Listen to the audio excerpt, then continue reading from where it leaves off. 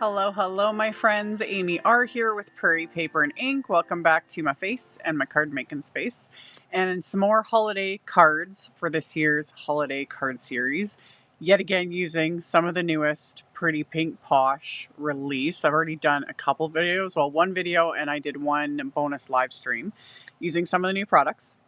I have a new one to share with you guys today. Today's is actually part of an Instagram hop to share a bunch of inspiration with this release. And as always, I'll have a link to my Instagram if you don't already follow me on there. It's worth checking out. There are many designers participating today, and they've been participating for the last, I think, couple days, doing hops on Instagram just to share more inspiration with this release. So I'll have a link. And then, of course, I will link to everything I used in the description box below the video. So if you just expand it down below, everything will be there. My links are affiliate links. That just means that if you click on one of my links, end up placing an order, I get a little kickback from that at no extra cost to you. It is what helps pay the bills, keeps the channel going. And that's it for the housekeeping. Let's get into making these cards. So my main focus for these cards is the Pretty Pink Posh Christmas Light Garland die set, which is just 2 wafer dies. It's the little like light string, and then there's a wafer die that die cuts several little bulbs at once. So as I tend to do, I did all my die cutting before I started filming because it's kind of boring. It's one of those things where you kind of sit and zone out, listen to an audiobook, watching a show, that sort of thing, because it's just kind of mindless. And it's also a really good way to use up a bunch of scraps, which is what I did for all the little light bulb colors. I just dug through my stash, pulled out a ton of scraps, and die cut. And then for the actual little light strand, I used Simon Says Stamp's matte gold cardstock for this. Although a part of me too wants to do, like, I need more hours in the day. It would be really cute to do the light strand in a very true green sort of a color, kind of a little old school. I was like, that would look really cute. I don't know what it is. I love Christmas lights so much. So much. Honestly, if I had the space, I would have them all over the place. I'd have them all over the place. You guys would be able to see them behind me in videos. I would just have them, strung all over because I love them. But anyway, not only was the die cutting is just something you can kind of space out on, assembling these also. Once I figured out, kind of the color combo, which for me, as usual, I basically went in sort of rainbow-ish order. And then the only thing I changed up is I just varied which color I started with. That was more so because you can see I die cut a lot. I was like, if I'm going to be doing it, might as well do a whole bunch, make more than one card at a time. And once I got my little system down, I can just keep going.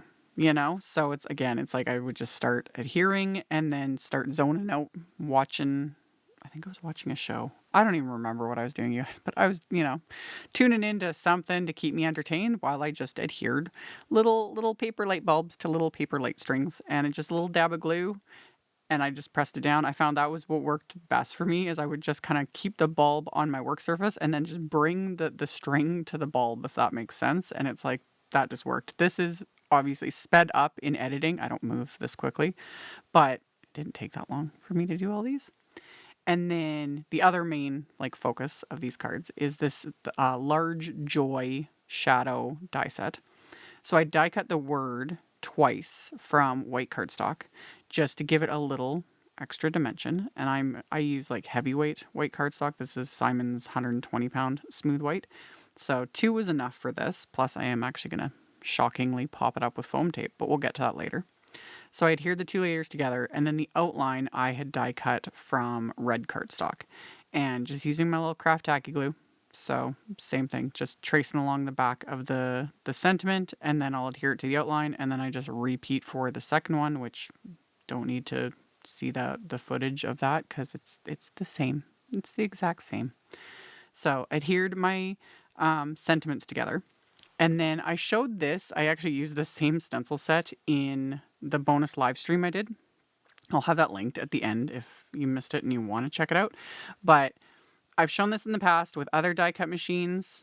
And it works with the EMPRESS machine as well, because the EMPRESS machine comes with a rubber mat, that tan colored mat. And most die cut machines should come with an embossing mat of sorts, or technically you can purchase them separately. And it's a way you can either emboss with your wafer dies, which I've shown in previous videos. It's been a long time since I've done it. But you can also emboss with your stencils. So this stencil set is not new. It came out, I think, a couple years ago. It's the Layered Christmas Lights stencils. And I'm only using the one stencil from this set. And it's the one with the little pine branches.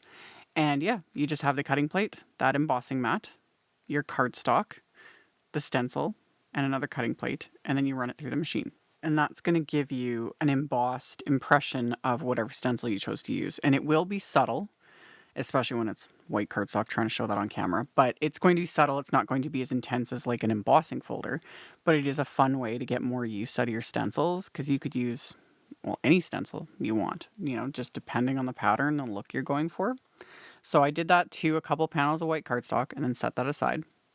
And then another way to kind of dress up the die cuts, I am using my Nuvo Aqua Shimmer pen, which I use this in the live stream as well, and I mentioned it at the time. As of right now, these are like sold out everywhere. Because it's my favorite, so of course it is. I do have backups of this. That said, I will also link to, there's the Wink Estella ones, because I do get asked about the Wink Estella many, many times, especially when I'm using the Nuvo one. They're very similar, just kind of somewhat different shimmer, but with something like this, I don't think it really matters what brand. They both work great, and it just adds shimmer, which on camera right now looks like nothing, but I'll show at the end with my flashlight so you guys can see how sparkly all these bulbs are. It's just lovely. And then I went in with a white gel pen after the shimmer is dry. So I had the shimmer first, then the white gel pen to add those little highlights. You don't want to add the white gel pen first because the shimmer will dissolve it and smear it everywhere. Another option, if you have the time and patience, would be to add like glossy accents to the bulbs. That would look super cute, give it the raised shiny finish. I don't have the patience and I didn't have the time, but it totally could be done because you could just cover them in glossy accents and then just make sure to set them aside and don't poke at it till it's dry. Anyway, I just did the shimmer though and the white gel pen, and I was happy with that. So I trimmed down the backgrounds that I had embossed, and I also trimmed down just panels of plain white cardstock to like 3 3/4 by 5 inches, so smaller than an A2 card. And then on the plain white panels, I had stamped a sentiment from the Winter Greetings set with Concord and Ninth's Stardust ink. And then I just set those aside because I'll come back to that when I finish the insides of the cards. And then now that I've got everything like trimmed down, it's now time to just assemble. So the panel I'm working on is the one that's been embossed, which again, it's kind of hard to see on camera. Sometimes when the light catches it, you can see those little branches embossed on there. And I'm just adhering my little light strings with craft tacky glue.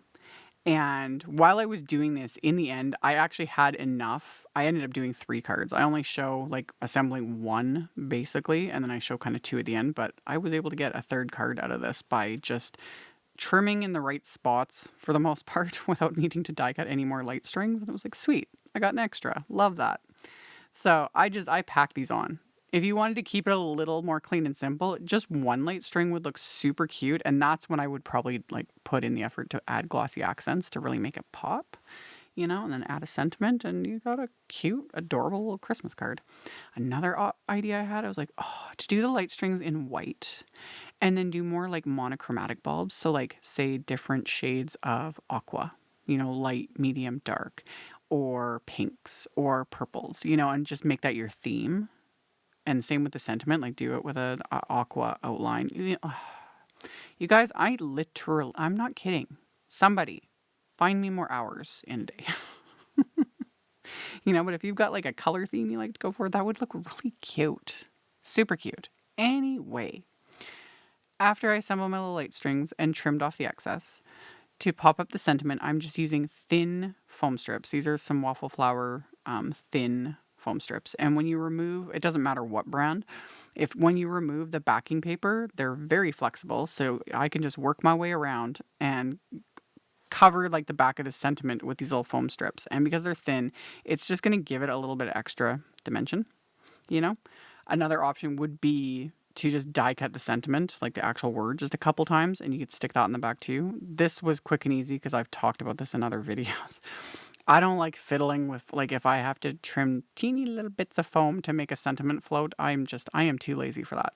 But this one was thick enough that the foam strips were simple, so that's why I did it the way I did it. But if it was anything more finicky, I would have just die cut more sentiments and adhered it that way, because that's just faster in my opinion. So anyway, popped up the sentiment to give it that bit of dimension. So the leftover bits of the light strings I used to put just in the corners of the inside panel. Just finishes it off.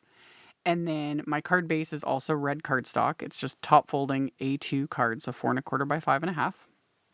The front panel I backed with just another piece of cardstock, just to give it, again, just a smidge of dimension, but not a lot of bulk.